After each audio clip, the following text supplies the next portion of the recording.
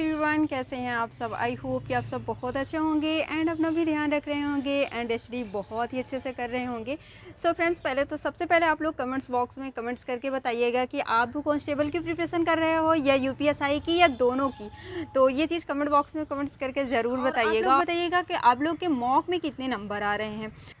मेरे तो मॉक में कुछ समझ में नहीं आता, क्योंकि अभी तक में जो लाइव मॉक चल रहा है उसको मैं अभी तक नहीं दे रही थी, क्योंकि मैं अभी पीवाईक्यू पहले के जो प्रीवियस ईयर पेपर है मैं उसी को सॉल्व कर रही थी। बट अब इस वाले सैटरडे और संडे से मैं मॉक का एनालिसिस करूंगी और मॉक में आप लोग बताइएगा कि आप लोग के कितने नंबर बन रहे हैं। और देखिए, अगर कांस्टेबल की प्रिपरेशन कर रहे हो, ओनली वन कांस्टेबल की अगर प्रिपरेशन कर रहे हो तो उसकी भी वैकेंसी बहुत जल्द देखने को मिलेगी। क्योंकि देखो, अगर वैकेंसी आएगी तो फिर उसके बाद उसमें टाइम नहीं मिलेगा हम लोग को।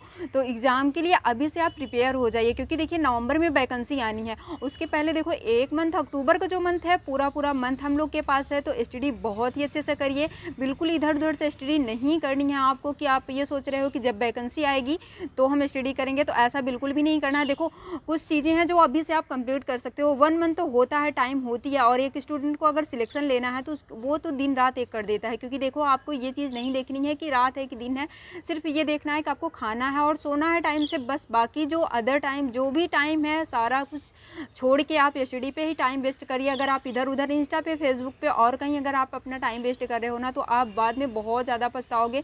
अपना ही मतलब खुद अपना टाइम लॉस कर रहे हो। बाद में किसी का दोष नहीं दे सकते हो कि हमारी फैमिली से मुझे पढ़ने का मौका नहीं मिला। ये कुछ कमियां आप ढूंढोगे तो बिल्कुल वो आप ही की कमियां हैं, अगर आप नहीं पढ़ रहे हो अभी से। तो देखो, अगर आप कांस्टेबल की प्रिपरेशन कर रहे हो तो अभी से 1 मंथ है। 1 मंथ में अगर देखो, हिंदी में देखा जाए तो 28 चैप्टर है और मैथ में 25 या चैप्टर है, ऐसा कुछ है। आई थिंक, मुझे याद नहीं है। और रीजनिंग में 36 चैप्टर है। तो देखो, रीजनिंग की बात हम नहीं करते। रीजनिंग मैथ तो स्ट्रांग होती है। कुछ लोग, बस गर्ल्स की प्रॉब्लम आती है कि मैथ मेरी स्ट्रांग नहीं है और मुझे मैथ में बहुत ज़्यादा प्रॉब्लम है। बाकी बॉयज़ के तो मैथ स्ट्रांग होती हैं, कुछ लोग के नहीं होंगे, बाकी तो अदरवाइज सबके स्ट्रांग होते हैं। तो देखो, उन लोग को तो प्रॉब्लम नहीं है। बस गर्ल्स को अगर मैथ में प्रॉब्लम है तो जैसे जो गर्ल्स हैं, अगर उनको मैथ में प्रॉब्लम है तो वो अपना मैथ पे अभी से वर्क करें, ज़्यादा से ज़्यादा टाइम मैथ पे दें। अगर मैथ में अगर उनसे क्वेश्चन नहीं बन रहा है, और ये चीज़ देखिए कि आपके किस चैप्टर से क्वेश्चन नहीं बन रहा है, किस चैप्टर से क्वेश्चन आपके रॉन्ग होते हैं, उस चैप्टर को आप बार बार पहले आप उसकी थ्योरी कर लीजिए। किसी भी टीचर से, अगर आप बैच परचेज़ किए हो तो वहाँ से, या आप बैच नहीं परचेज़ किए हो, अगर यूट्यूब से पढ़ रहे हो या किसी बुक से पढ़ रहे हो, जिससे भी आप कम्फर्ट हो, उससे पहले आप थ्योरी कर लीजिए। अगर आपकी थ्योरी कंप्लीट होगी, थ्योरी अगर क्लियर होगी तो क्वेश्चन नहीं रॉन्ग होंगे। वो चीज़ आपको क्लियर करनी है। सबसे पहले उस चैप्टर की थ्योरी करिए आप। अगर मैथ में प्रॉब्लम है तो जिस भी चैप्टर में प्रॉब्लम है, अगर आप हिंदी का कोई भी चैप्टर है जिसमें आपके क्वेश्चन रॉन्ग होते हैं, तो उस चैप्टर को पहले आप थ्योरी करिए, उस चैप्टर का वो चैप्टर क्लियर करिए। 1 से 2 बार 3 बार आप उस चैप्टर को पढ़िए। उसके बाद आप क्वेश्चन प्रैक्टिस करिए, तो आपके क्वेश्चन जो भी हैं वो क्लियर होंगे। और देखो, मैथ पे बहुत ज़्यादा वर्क करना पड़ेगा। अगर गर्ल्स की यही प्रॉब्लम होती है कि मैथ वीक है, तो मैथ पे बहुत ज़्यादा वर्क करो।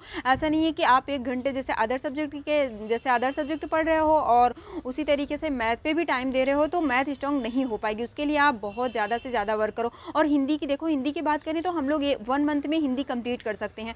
और जैसे कि कल के वीडियो में हम आप लोग से बताए थे कि एक दिन में हम 1 चैप्टर फिनिश कर रहे हैं, तो वो हर चैप्टर नहीं फिनिश हो पाएगा एक दिन में। तो जैसे कुछ चैप्टर हैं जो एक दिन में आप फिनिश कर सकते हो, जैसे सर्वनाम हो गया, काल हो गया, वाच हो गया, क्रिया हो गया। ये चैप्टर शॉर्ट चैप्टर हैं, तो इनको हम एक दिन में कंप्लीट कर सकते हैं। तो ये चैप्टर आप एक दिन में कंप्लीट कर लीजिए। अभी हम लोग के पास 1 मंथ है। अगर देखो, हम लोग हिंदी कंप्लीट कर लेते हैं तो एक जो मतलब सब्जेक्ट होगा वो हमारा कंप्लीट होगा। तो इससे तो जो इस पर हिंदी पे टाइम देंगे आप, वो अदर सब्जेक्ट पे टाइम देंगे। तो देखो, जैसे जिनकी मैथ वीक है वो सबसे पहले अभी वैकेंसी नवंबर में आनी है। तो अगर आप हिंदी सोच रहे हो कि हिंदी का जो सिलेबस है उसको हम जल्दी कंप्लीट कर लें, तो देखो, हिंदी पे ज़्यादा टाइम दे दो। ऐसे ही हम कर रहे हैं। जैसे हिंदी का, जैसे जो कुछ चैप्टर ऐसे होंगे जो आपके एकदम क्लियर होंगे, उसमें बिल्कुल भी डाउट नहीं होगा, ज़रा सा भी डाउट नहीं होगा, तो उसको आप बस 1 घंटे या आधा घंटे में रिवीजन कर लीजिए। जिस चैप्टर में जैसे संधि हो गया और अलंकार हो गया, इन सब, ये लेंदी चैप्टर है तो इसमें टाइम भी लगेगा और ये डाउट में भी होता है, तो इसको आप बार बार रिवीजन कर लीजिए। अभी से अगर 2 दिन 3 दिन लग रहा है इसमें, तो आप 2-3 दिन देके ये चैप्टर फिनिश कर लीजिए। हिंदी जब आपका सब्जेक्ट कंप्लीट हो जाएगा, तो जो टाइम हिंदी पे आप देते हो, वो टाइम मैथ पे और रीजनिंग पे, अदर सब्जेक्ट जैसे जीके जीएस पे दे सकते हो। तो देखो, अभी से पढ़ना पड़ेगा। अभी से आप 9 से 10 घंटे का टारगेट बना लीजिए। बिल्कुल ये मत सोचिए, लापरवाही से बिल्कुल मत पढ़िए। कंपटीशन बहुत ज़्यादा रहने वाला है। तो देखो, आज सैटरडे और संडे में हम मॉक का एनालिसिस करने वाले हैं, तो आप लोग मॉक ज़रूर दिया करो।